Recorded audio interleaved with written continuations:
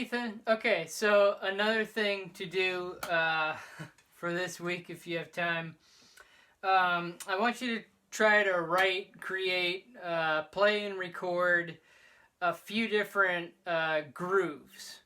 And basically just choose a tempo, throw your metronome on, and start playing and see if you can write a groove in that fashion.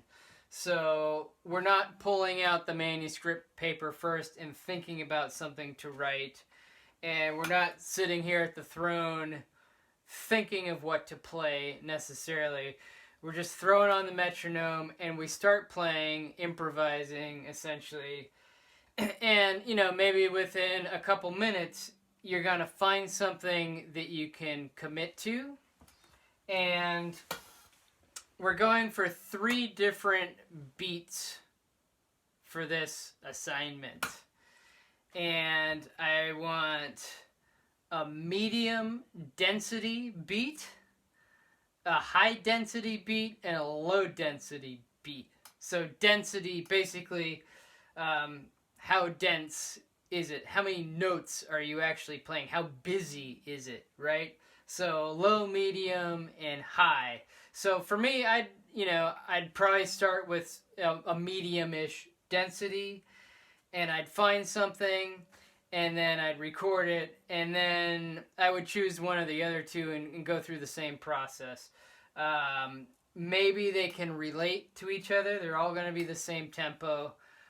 Maybe we're thinking pseudo backbeat type groove, but I want you to try to come up with something that you haven't really played before, and something that's a little fresh, and sort of push yourself to maybe get out of your comfort zone a little bit. And I'll demonstrate me doing that right now so I can embarrass myself in front of you.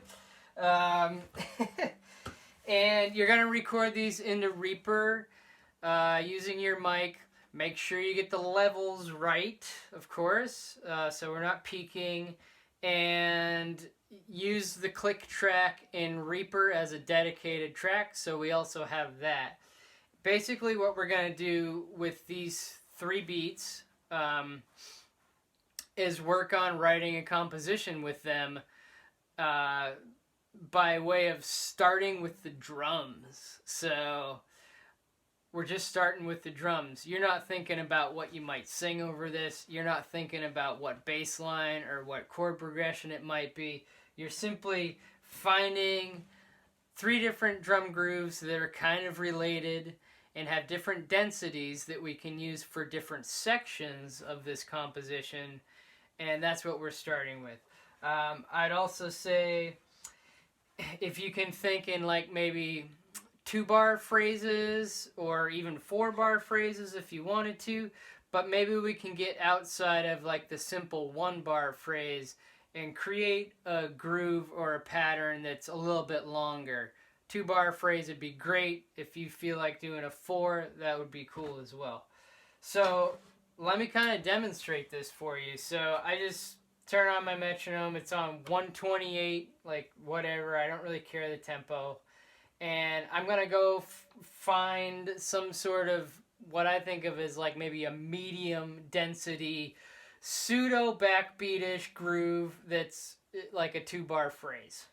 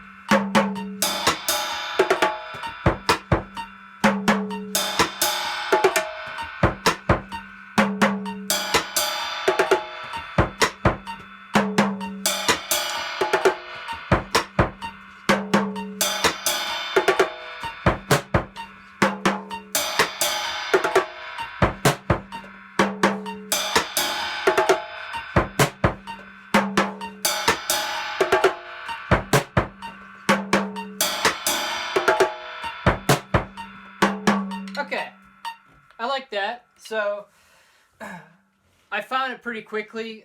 Like this is, I do this all the time. So you might take a little bit longer. It's totally cool. I sort of committed to basically the first thing I played. It changed a little bit. And then once I actually could remember it, because I forgot it a couple times, then I just changed. Instead of playing the cross stick in the second bar, I played the actual snare in the second bar, just to give it a little more shape. And I liked that. And I would probably call that like a medium density groove. It had some backbeats in there, but it was different. It had this tom thing. Like the right hand part was kind of sparse, and like I wasn't playing straight eighth notes or anything, so it was different. And it was like a 2-bar phrase, or depending on how you're counting it, it could be a 4-bar phrase, I suppose. But okay, so like medium density kind of thing. Now let me go for like a more dense, a high density kind of thing. See if I can find something there.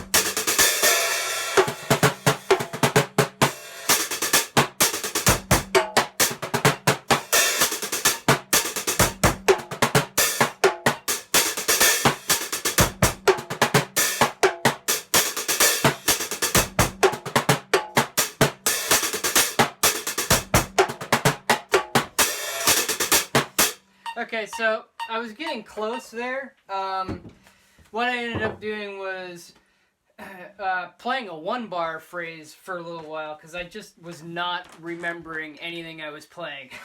So I simplified it into a 1-bar thing, and by the end there, I was basically remembering something. If I had gone another 30 seconds, I would have committed to something. So, that one's a little harder. More notes, more density. It might take a minute to remember what you're actually doing. But anyways, that would be an example of a higher density. And then let me give you like a low density thing. Maybe something that we could use as like an intro, or potentially an outro, or like a mid-tro kind of thing. Something that's very sparse that allows space for other instruments. That's also hopefully maybe a 2-bar phrase and kind of related to what we just did.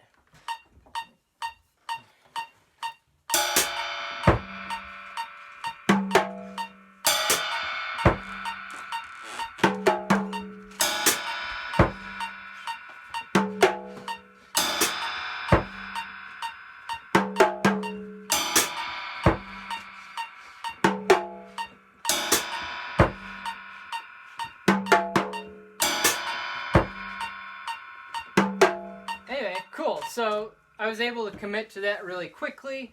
Less notes, less stuff to remember. I did end up sort of changing it into a 4-bar phrase for that one. But again, pretty sparse, and that'll allow space for other things. So if we can get those 3 things from you, basically practice each one until you can remember it, and until it feels really comfortable and you're happy with it. Then hit record and just play it for like a minute or two to make sure that you get some really good versions of it. We're not looking for a full 1 or 2 minutes of perfection, but what we're going to do is go in and find the best one and turn it into a drum loop. And then we're going to utilize the samples that you're working on as a way to mix this. So, okay, cool. I hope that makes sense. Talk to you soon.